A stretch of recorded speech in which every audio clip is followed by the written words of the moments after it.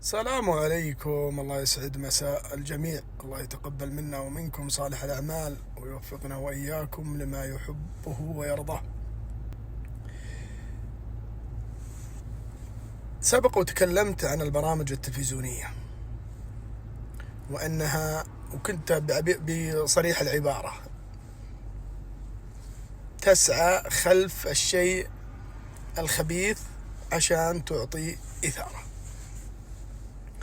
تلاحظون اختيارهم من نوعية الضيوف، يعني يختارون، وهذه سياسة، يختارون شخصيات مهمة جدا الكل يقدرها والكل يحترمها والكل على ما يقول يستنيروا بفكرها، ويدخلون لك من بين هالشخصيات شخصية شاذة مخالفة الكثير من أمور الدين وما عليها علماء هذه الأمة وإلى آخره، لهدف الإثارة.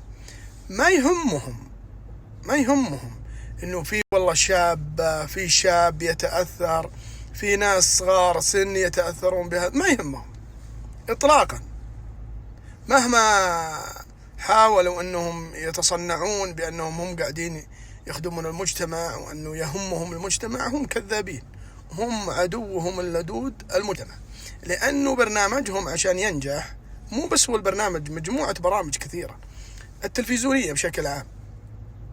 أنا لي خبرة في أمور الصحافة بعام 2000 وعام 99 وعام 2001 وعام 2002، وكتبت ببعض الصحف، وكان لي صولات وجولات معها مجموعة من العينات. الفكر نفسه قاعد ينتقل من ورقي إلى إلكتروني، ومن إذاعي إلى إعلامي مرئي، وبعدين بدأوا ترى هم نفسهم بالضبط البرامج بشكل عام هم نفسهم تشوفون بعض الساقطين وبعض الساقطات يضع صورة إباحية آخر سناباته عشان يشد الانتباه ويخلي الناس تدخل على مثلا سناباته أو شيء من هالقبيل. نفس الفكرة. كانوا قديما بالمجلات يحطون عبارات على الغلاف، عبارات هم يحطون واحدة تقوجس خلا زين، سبحان الله، لكل ساقط لاقط. في ناس تعجبهم الخشات هذه زين، ويضعون عناوين جدا تشد عشان واحد يشتري المجلة. نفس الفكرة الآن هذول قاعدين يسوونها، بس هي تطورت، بس تطور ساقط على ما يقول، وهكذا البرامج نفس الفكرة. وش الهدف من استضافة بعض الشخصيات اللي تتحدث في أمر تكلموا فيه علماء الأمة؟ وش الهدف؟ ما في هدف، الخبث فقط، خبث وجمع مال وجمع مشاهدات بأي شكل من الأشكال، ولا همهم لا دين ولا همهم علماء ولا همهم أبد منهج ولا همهم. أهم شيء إنه يحصل على راتبه، وأهم شيء إني أنا حققت مشاهدات لها القناة.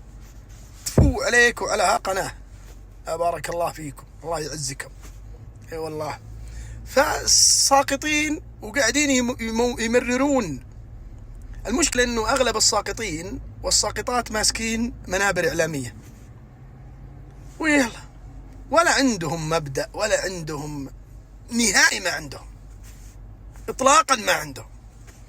هذا الكلام أنا أقوله وسبق وذكرته سابقا وأؤكده بأنه هدفهم خبيث ولا يستقى من الإعلام. أنا يمكن آخر مرة شفت التلفزيون ب2009، يمكن قلت لكم الكلام هذا، بعدها في مرة بس ما أدري وشي بالصدفة كذا بس. فما في وراهم أي نوع من الفائدة إطلاقا. حتى نقلهم للأمور الدينية ينقلونها بصورة غير صورتها الواقعية الحقيقية. يسعون بشكل كبير جدا. نسأل الله عز وجل أن يشغلهم بأنفسهم، نسأل الله عز وجل أن لا يوصلهم إلى مرادهم.